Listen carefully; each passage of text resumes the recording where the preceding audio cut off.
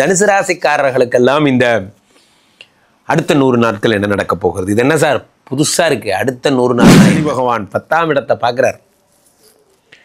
எவ்வளோ பெரிய விஷயம்! உங்களுடைய 10ஆம் இடத்தை 7ஆம் பார்வையாக பார்க்குறார். சனி 10ஆம் இடத்தோடு தொடர்பு கொண்டாலோ 10ஐ பார்த்தாலோ 10 கூடியவனோடு சேர்ந்திருந்தாலோ உலக புகழ் வரும் என்பது விதி. உலக புகழ் அந்த 10ஆம் இடத்தை சனி பகவான் 10ஐ பார்க்கிறதால் உங்களுக்கு உலக புகழ் வரப்போகிறது.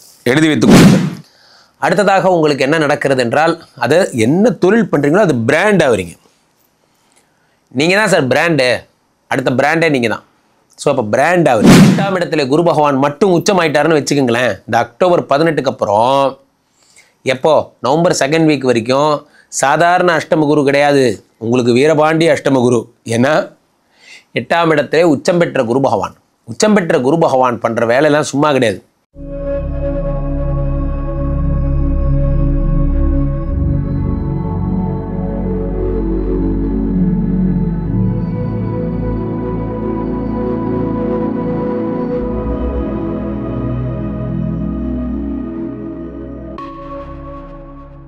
உலகெங்கிலும் இருக்கும் ஆன்மீக பரிகார நேயர்கள் அனைவருக்கும் வணக்கம். நான் உங்கள் ராம்ஜி.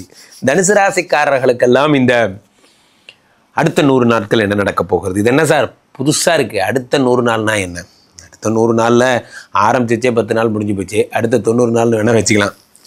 நன்றாக புரிந்து கொள்ள வேண்டும். நம்ம இயரோட ஸ்டார்ட்லேருந்தே பேசிகிட்டு இருக்கோம். நம்ம ஆன்மீக பரிகார சேனலில் நியூ இயர் பற்றி பேசிகிட்டு இருந்தோம். அதுக்கப்புறம் என்ன சனி வராருன்னு பேசிகிட்டு இருந்தோம், குரு வராருன்னு பேசிகிட்டு இருந்தோம், ராகுக்கு எது வராருன்னு பேசிகிட்டு இருந்தோம். சார் திரும்பி பார்த்தா இவங்கெல்லாம் 2025 முடிஞ்சு போச்சு சார். நியாயம்தான். எங்கள் வேலை இதை பற்றி உங்களுக்கு சொல்கிறது, உங்கள் வேலையை நீங்கள் பாருங்கள். இதை நாங்கள் ஒரு ரெஃபரன்ஸாக வச்சுக்கிங்க, அவ்வளவுதான். இந்த நோக்கமெல்லாம் என்னென்னா, நீங்கள் போய் ஏமாந்துடக்கூடாது, தெரிஞ்ச ஒரு இடத்துல போய் விழுந்துடக்கூடாதுங்கிறது தான். மற்றபடிலாம் ஒன்றும் கிடையாது. நன்றாக புரிந்து கொள்ள வேண்டும் நண்பர்களே. நான் ஆல்ரெடி தனுசு ராசிக்கு ஒன்று சொல்லியிருந்தேன்.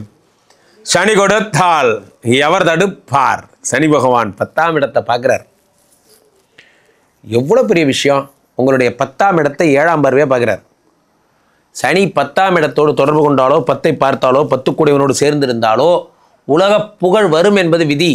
உலக புகழ் அந்த 10ஆம் இடத்தை சனி பகவான் 10ஐ பார்க்கிறதால் உங்களுக்கு உலக புகழ் வரப்போகிறது. எழுதி வைத்துக் கொள்ளுங்கள். அடுத்ததாக உங்களுக்கு என்ன நடக்கிறது என்றால், அது என்ன தொழில் பண்ணுறீங்களோ அது பிராண்ட் ஆகுறீங்க. நீங்கள் தான் சார் பிராண்டு, அடுத்த பிராண்டே நீங்கள் தான். ஸோ அப்போ பிராண்ட் ஆகுறீங்க.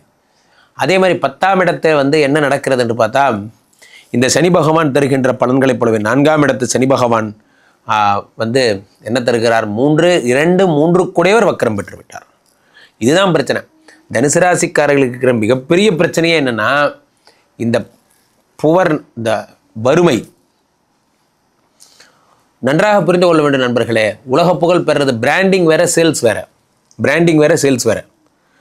இப்போது ஒரு விஷயம் எனக்கு நான் உலக புகழ் பெற போகிறேன், என்கிட்ட ஒரு ப்ராடக்ட் வாங்கினா அது நல்லாயிருக்கும், என்னுடைய கம்பெனியில் ஒரு ப்ராடக்ட்டுங்கிறது ஒரு ISI ஸ்டாண்டர்டுடையது என்பது பிராண்டிங். அதில் நீங்கள் வேர்ல்டு லெவலில் பாப்புலர் ஆகிறீங்க, அதில் மாற்றுக்கிறது இல்லை. பொருள்னு வாங்கினா உங்கள்கிட்ட தான் வாங்கணுங்கிறது ரிஜிஸ்டர் ஆகிடுச்சு, எல்லோரும் உங்கள்கிட்ட தான் வாங்க போகிறாங்க. ஆனால் எத்தனை வாங்கினாங்க, எத்தனை புக்கிங் வந்துச்சு, எத்தனை அதில் நீங்கள் சம்பாதிச்சிங்கிறது பேர் தான் சேல்ஸ். இந்த சேல்ஸ்காரங்க எல்லாருக்கும் இதை பார்க்குறவங்களுக்குலாம் தெரியும். யாரெல்லாம் சேல்ஸ்மேனாக இருக்கீங்களோ அல்லது சேல்ஸ் இருக்காங்களோ அவங்களுக்குலாம் கொஸ்டின்ஸே கிடையாது. அவங்கள்ட்ட இந்த காலட்சேப கதைலாம் கிடையாது. நம்பர்ஸ் தான் பேசும். இவ்வளோ நம்பர்ஸ் விற்றேன் சார், அப்புறம் என்ன சொல்கிறீங்க, இவ்வளோ ஏர்னிங் பண்ணேன், இவ்வளோ வியூஸ் போச்சு, அது கூட சேல்ஸ் தான். இவ்வளோ வியூஸ் அப்படிங்கிறது ஒரு சேல்ஸ். சேல்ஸ்னால் என்ன? அந்த நம்பர் பேசும், நீங்கள் பேசக்கூடாது, செயல் பேசணும். அந்த மாதிரி அந்த சேல்ஸுங்கிறதுல எங்கே பிரச்சனை வருதுன்னா, அந்த 2 கூடையவன் தான் தனாதிபதி சேல்ஸு. அதான் உங்களுக்கு ஆகிற புக்கிங்.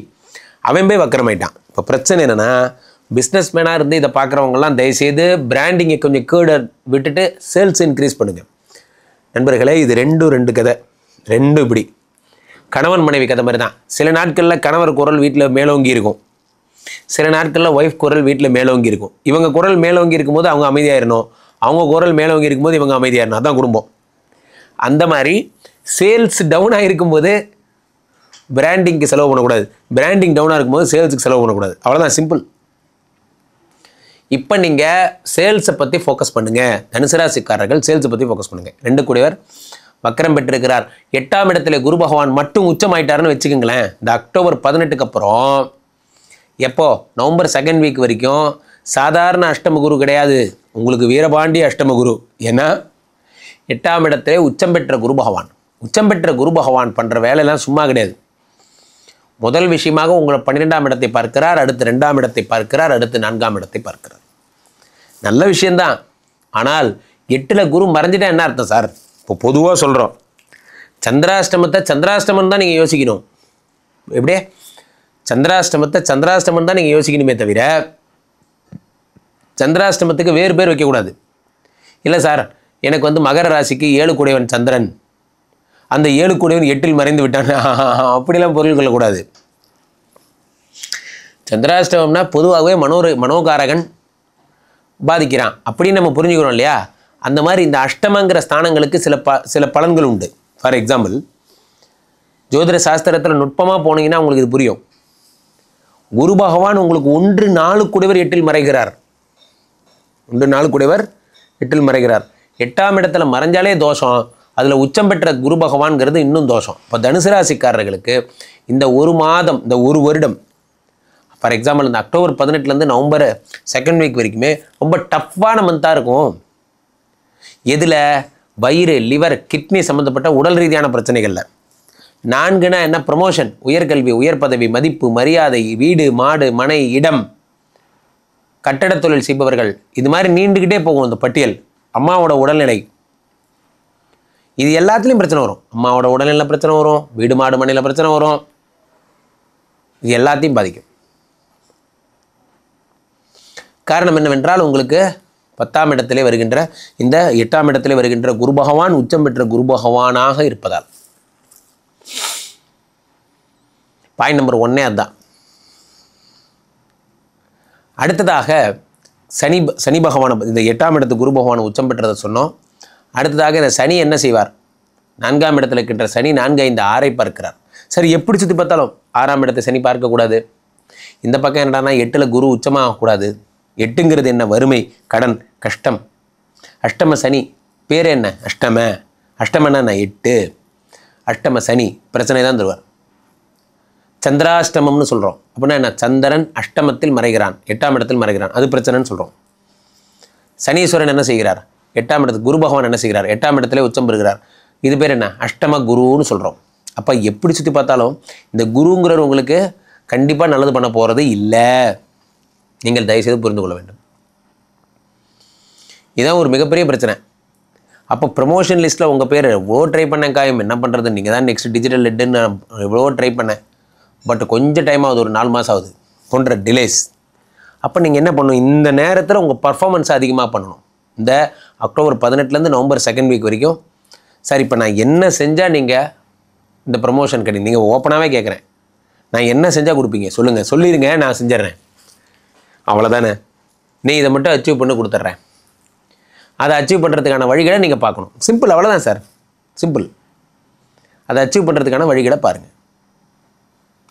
எதை பண்ணால் உங்களுக்கு வந்து கிடைக்குமோ அதை நீங்கள் அச்சீவ் பண்ணிட்டீங்கன்னா சரியாக போச்சு. அப்போது அடுத்ததாக இந்த 4 கூடையான அம்மாவோட உடல்நிலைன்னு சொன்னேன். அம்மாவை அடிக்கடி மெடிக்கல் செக்கப் கூட்டு போங்க. ஹெல்த் இஷ்யூஸ் இருக்கா பாருங்கள். அம்மாவுடைய நலனில் நீங்கள் தேகபலத்தில் ரொம்ப அக்கறையுடையவராக இருக்கணும். தேகபலம், அம்மாவுடைய இதெல்லாம் பார்த்தீங்கன்னா உயர்கல்வி, உயர் பதவி, ஃபாரின் அப்ளை பண்ணிங்கன்னா அதெல்லாம் ஜாக்கிரதையாக இருங்க போன்ற விஷயங்கள்.